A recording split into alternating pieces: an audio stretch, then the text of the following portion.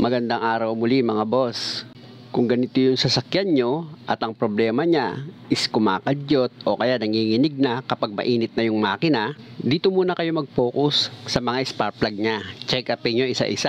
Sundan nyo lang yung ginawa ko at madali nyo lang makakalas yung spark plug. Dito naman sa distributor cap, ibukan nyo lang yung dalawang clip. Ayan yung ginawa ko. O, tanggal na, diba? Ganun lang. Tapos kuha ka ng spark plug wrench mo, luwagan mo pakaliwa itong mga spark plug. O, nakita mo yung ginagawa ko mga boss, ano? Pag naluwagan mo na, pwede mo na siyang kamayin para mas mabilis mong matatanggal yung spark plug. At ito nga, kung makikita mo, basa yung spark plug wrench ko ng langis. Isa lang ibig sabihin nun. Itong spark plug mo, lubog sa langis. Kaya nangyayari, papalya talaga. At isa sa pinanggagalingan ng nginig ay ito nga spark plug o-ring niya. Yung sa cap na nakalagay na o-ring, ayun po, lumulusot yung langis. Dito naman sa spark plug na number 1, kung napansin nyo kanina nung tinanggal ko, dahil sa corrosion, tanggal na yung nut niya dito sa terminal. Tatanggalin ko itong spark plug niya para makita nyo. Ilalapit ko sa camera. Yan tingnan nyo, puro corrosion siya, yung kulay puti. Kaya nangyayari dyan, panggagalingan talaga yan ng kadyot, palya, tapos yung number 4 naman, nakalubog sa langis yung spark plug. Ayun po yung pwedeng mga dahilan. Kaya nangyayari, kakaroon po siya ng palya, kadyot, hard starting. Ayan yung number 1 dahilan yan. At aminado naman yung may-ari na kulang daw siya sa maintenance. Kaya yung mga spark plug ito halos matagal na rin hindi napalitan. Kaya ang gagawin ko dito, papalitan ko ng spark plug, pati itong mga o-ring ng spark plug cap, papalitan na rin. Mga boss, pag ganito problema ng sasakyan nyo, idamay nyo na pati itong fuel filter nya para sigurado po kayo.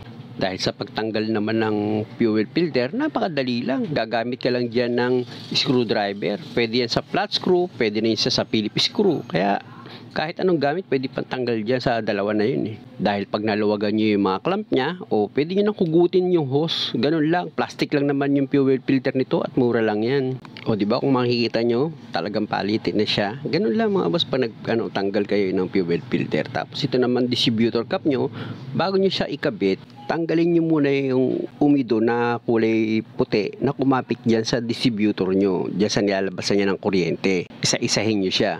Malaking bagay sa sasakyan yung matanggal nyo yung mga corrosion niya para maganda yung daloy ng kuryente. Medyo magtsatsaga ka nga lang mga boss syempre. At pag natanggal mo na yung mga corrosion na kumapit, pwede mo na siyang ibalik mga boss. At dito naman sa lagayan ng spark plug cap mo, punasan mo muna para pag ilagay mo yung spark plug cap mo, maganda yung pagkakalapat ng mga o-ring niya. Ganun lang Diyan naman sa pagkabit ng spark plug up, wala naman masyadong dyan, ilalagay mo lang basta yan. Kaya hindi ka na kailangan mag-alala, baka mamaya may timing pa. Kasi iba kaya nag-aalala dahil sa ganun Basta tanggal mo, ikabit mo lang. Tapos itong bagong spark plug, pwede mo nang ilagay. Sa klase ng spark plug mga boss, kayo nang mamili kung ano yung gusto nyo. Meron naman Denso, meron NGK, meron Bus. Ordinary lang, pwede na para makamura-mura kayo ng gastos. Ngayon, kung medyo may budget kayo, konti lang naman ang diferensya ng platinum sa ordinary spark plug, di mag-platinum ka. Ganun lang. Tapos pag nilagay mo itong spark plug mo, kamayin mo muna. Importante na kinakamay mo yun. Dahil pwedeng pag ginamit mo ang panghigpit mo dyan is yung wrench kagad, mamaya malustred, naku po, mapapalaki lang ang gastos mo. Sa paghigpit naman, huwag ka mag-alala dahil pakanan ng paghigpit.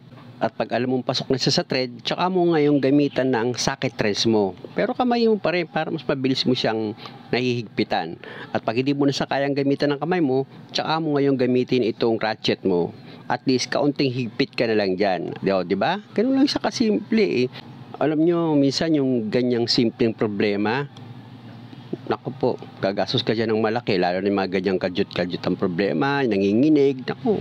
Hindi naman sa paninira, pero alam mo naman ang kalakaran ngayon. Minsan alam na nila yung sira, pero ayaw pa nila sabihin yung totoo kung ano-ano pang drama sasabihin sa'yo. Hindi ako sa naninira, pero yun ang katotohanan. Balik na nga tayo dito sa trabaho. Dito sa rotor mo, liyahin mo muna para matanggal yung mga kumapit na carbon dyan or corrosion. Ganon din itong distributor mo, punasan mo muna yan. Diba? Sigurado mo yung malinis para pag binalik mo yung rotor mo, is maganda ang kahihinatnan ng trabaho mo.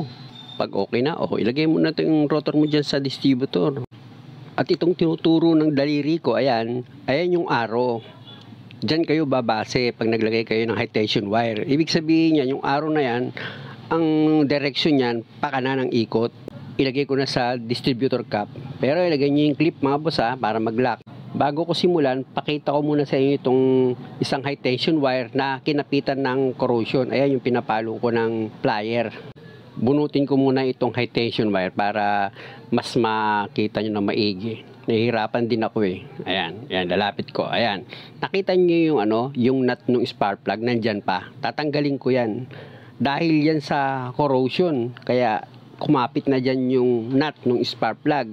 Tatanggalin ko, hugutin ko. Tanggal na, ayan Ayan yung sa lumang spark plug Kakapagtaka para matanggal yun. Biro mo iikot mo pag tinanggal mo. Tapos natanggal siyang ganun. Bago nyo ibalik itong high tension wire, liyahin nyo yung loob para matanggal yung mga kumapit na umido dyan. Loob tsaka labas, liyahin yung mga boss Yan, mapapansin nyo, niliha ko. Pinagtsagaan ko yan, kaysa palitan, ba't papalitan mo ng bago, pwede mo naman liyahin. Kawawa naman yung may-ari ng sasakyan pag laging palit ka nila. Kung magagawa naman ng remedyo, pwede naman. Higpitan mo lang ng kaunti. Higpit na yan para maganda na yung kapit uli sa spark plug tingnan nyo, isasalpak ko. Makapit na yan. Hindi ko na mahila di ba? Okay na. Ibabalik ko na ito sa cap niya. Pag kinabit nyo yan, paikot. Yung 1, 3, 4, 2. Ganun ang pagkakasunod-sunod niya. Mamaya sabihin ko sa inyo. Gaya nito, 1. Yan, susunod dyan yung 1. Ayan yung 1 tatanggalin ko para alam nyo 1. Ayan yung 1, tanggal siya. Dito tayo sa distributor magbilang. 1, 3. Ayan yung 3, na high tension wire. Ilagay mo yan sa 3 ngayon. Ulitin ko yung bilang. 1, 3. 1, 3. Tapos ulit natin dito. 1, 2, 3. Ayun. Ang ibig ko sabihin, sa 3 na spark plug mo siya ilalagay. Bilang ulit tayo sa distributor. 1, 3, 4. Ayan yung 4, di ba? 4. Ayan, tuturo ko 4. Bilang ko ulit. 1, 2, 3, 4 na spark plug. Sa pang-apat ulit siya ng spark plug ilalagay. Sa distributor mga boss, nakasunod tayo dapat sa firing order ng sasakyan bago tayo maglagay dyan sa spark plug position mo. At pag naikabit mo na, bibilang ulit tayo sa simula para matuto ka talaga. Simula ulit tayo sa 1, 3, 4, 4, 2. Ayun yung 2. Simulan ulit natin ito. 1, 2. Diba? Sa 2 na spark plug siya ngayon.